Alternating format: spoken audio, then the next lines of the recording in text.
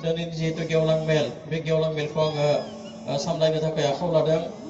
हाबाफारि बायदि दङ सेथि हाबाफारि गेवलां मेल बेखेवनाय बे जानानै थांबाय नैथि हाबाफारि दङ आफादगिरि सायख' बिबानगिरि आरो गोदानै दाजानाय आफादगिरि नेहाथारि बिथांमोनजों लोगोसे गामिनिफ्राय सफैनो हानाय गासैबो रायजो राजा नोंथांमोननिसिम आरो जों टपिकफोरखौ सोलोंनो थाखाय जोङो स्कुलाव थाङो बिमा बिफाया इसोरा जेरै जोंनो जिउ होयो बिमा बिफायानो सासे गथ'नि थाखाय गथ' गथायनि थाखाय बिनो इसोर बिमा बिफानिफ्राय गाबजेननायनिफ्राय मिनिनायनिफ्राय लानानै गासिबो बाथ्राफोरखौ सोलोङो बेयाव दुलाराय बर' फरायसा आफादनि सोमावसारनाय एनडिएफबिनि बिएलटिनि सोमावसारनाय बर' थुनलाइ आफादनि नाजानाय सोमावसारनाय बे गासिबो बर' हारिनि रिभलिउसन मेडिकेल इन्जिनियारिंनि एमबिबिएस और बीटेकनि एडमिशन लानो हानाय जेराव आईआईटी एनआईटी एडमिशन लानो हायो जेराव एम्स बायदि इन्स्टिट्यूटआव एडमिशन लानो हायो मेडिकेल कलेजफोराव स्टेटनि एडमिशन लानो हायो 50 जननिबो बारा फरायसा फरायसुलिया बर' मिडियाम इंलिश मिडियाम जि मिडियामानो जाया मानो दिनै बिथांमोना मेडिकेल आरो इन्जिनियारिंआव जायगा आवग्रिनो हादों যেহেতু বিটিআৰ ইলেকশ্যন হৈ গ'ল আপচে প্ৰত্যক্ষভাৱে দলৰ লগত সহযোগ কৰি চৰকাৰ গঠন কৰিলে ইয়াৰ পিছত আপোনালোকৰ নেক্সট পদক্ষেপ কি হ'ব? নাই এই নিৰ্বাচনটো আমাৰ কাৰণে এটা গুৰুত্বপূৰ্ণ নিৰ্বাচন আছে ইয়াৰ কাৰণে যে যেহেতু বিটিআৰ চুক্তি হৈ গ'ল এই চুক্তিত এপছু স্বাক্ষৰকাৰী সংগঠন আছিল আৰু এই চুক্তিৰ যিবিলাক দফা সেই দফাবিলাক বাস্তৱত ৰূপায়ণ যদি কৰিব লাগে চৰকাৰৰ লগত থাকি যদি বা এইটো ৰূপায়ণ কৰিব লাগে তেতিয়াহ'লে আমাক নিজা এটা চৰকাৰ এইটো প্ৰয়োজন আছিল কিয়নো যোৱাটো কাউন্সিলত যোনটো চৰকাৰ আছিল তেওঁলোকে কৈছে যে বিটিআৰ চুক্তি একো নাই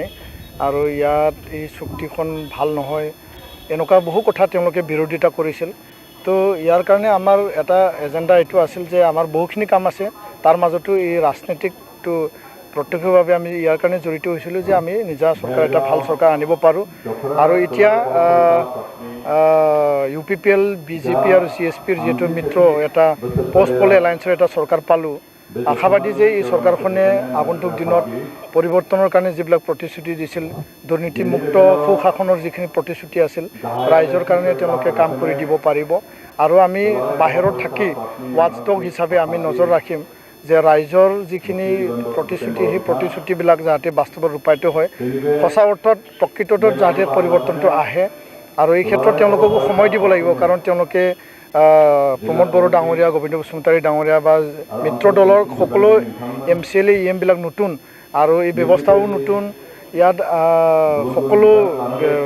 বস্তুবিলাক খেলিমেলি হৈ আছিল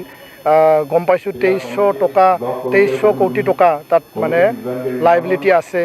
আৰু যথেষ্ট মানে অনিয়ম অৰাজক এটা সৃষ্টি হৈ আছিল তো ব্যৱস্থা ঠিক কৰোঁতে সময় লাগিব ধৈৰ্য ধৰিব লাগিব আৰু তেওঁলোকে কৰাৰ কাৰণে যথেষ্ট যত্ন লৈছে এতিয়া আমাৰ এপছুৰ মূল কাম হ'ব যে শিক্ষাখন আমি কেনেকৈ আগবঢ়াই লৈ যাওঁ সমাজখন আমি কেনেকৈ ঠিক কৰোঁ আৰু শান্তি প্ৰতিষ্ঠা যিহেতু এটা আমাৰ মূল এজেণ্ডা শান্তি আৰু এই অঞ্চলৰ সকলো জাতি জনগোষ্ঠীক সমন্বয় ভাতৃত্ববোধ আগুৱাই লৈ যোৱাৰ কাৰণে আমি কাম কৰিম আৰু আগন্তুক দিনত অৰ্থনীতিৰ দিশত বা সামাজিক সাংস্কৃতিক দিশত আৰু শিক্ষা দীক্ষাক লৈ পেলাই আমাৰ যিখিনি কৰণীয় কাম আছে আমি ইয়াৰ কাৰণে ঠিক কৰিছোঁ যে আমি কোকৰাঝাৰ আৰু ওদালগুৰিত UPSC APSC কাৰণে আৰু মেডিকেল ইঞ্জিনিয়াৰিঙৰ কাৰণে আমি কোচিং ইনষ্টিটিউট আমি পাৰ্মানেণ্টলি স্থাপন কৰাৰ কাৰণে আমি এটা প্ৰস্তুতি চলাইছোঁ আগন্তুক আমাৰ যি অধিৱেশন আছে তাত আমি আলোচনা কৰিম আৰু লগতে যিবিলাক ল'ৰা ছোৱালী ড্ৰপ আউট হয় যিবিলাক হাইস্কুল আৰু কলেজত সেই ড্ৰপ আউট হোৱা ল'ৰা ছোৱালীবিলাকৰ কাৰণে আমি সুকীয়াকৈ এটা ভকেশ্যনেল আৰু স্কিলৰ ইনষ্টিটিউট আমি স্থাপন কৰিম তাৰ যোগেদি যাতে যিবিলাক ড্ৰপ আউট যিবিলাকে চাকৰি বাকৰি সংস্থাপন পোৱা নাই তেওঁলোকক সংস্থাপন দিব পাৰোঁ আৰু তেওঁলোকক ৰাস্তা দিব পাৰোঁ আৰু লগতে যিবিলাকে কম্পিটিটিভ এক্সামৰ কাৰণে যাব বিচাৰে তেওঁলোকক আমি যোৱাৰ কাৰণে সকলো ব্যৱস্থা আমি হাতত ল'ম। গাঁও কৰ্তন আৰু অন্তৰ্ভুক্তি প্ৰসংগটো চৰ্চালৈ আহিছে যে বিজেপিয়ে এই সম্পৰ্কত আমি চিন্তা চৰ্চা কৰিম, সেই সম্পৰ্কত আপোনালোকৰ দৃষ্টিভংগী কেনেকুৱা? নাই, এই কথাটো স্পষ্ট যে তাত দফা 3.1 লিখা আছে, ইয়াতে কোনো শংকা আশংকাত ভোগা প্ৰশ্ন নাই আৰু কাৰো অধিকাৰ কোনেও কাঢ়ি ল'ব বিচৰা নাই। যিহেতু BTR বা BTC যোনটো 6 শিডিউল, এইটো সংশোধিত এমেণ্ডেড 6 শিডিউল, এইটো কাৰ্বি আংলং আপোনাৰ মেঘালয় বা মিজোৰামৰ মানে 6 শিডিউল নহয়। তাত ট্ৰাইবেল আৰু নন ট্ৰাইবেলৰ সকলোৰে অধিকাৰ আছে, যাৰ কাৰণে 30টা ST ৰিজাৰ্ভ, 5টা অ'পেন, 5টা জেনেৰেল কৰা হৈছে। তো ইয়াত ট্ৰাইবেলৰ ভূমি, নন ট্ৰাইবেলৰ ভূমি সকলোৰে সুৰক্ষিত আছে। তো ইয়াৰ অধীনত আহিলে সকলো জাতি জনগোষ্ঠীৰ ভূমি, মাটি বাৰী, ভাষাৰ পৰা লৈ পেলাই সকলোৱে প্ৰটেকশ্যন পাব বুলিহে আমি মানে এইটো স্পষ্টভাৱে ক'ব বিচাৰোঁ। আৰু ইয়াত 3 তৰপীয়া যি প্ৰশাসনিক ব্যৱস্থা আছে,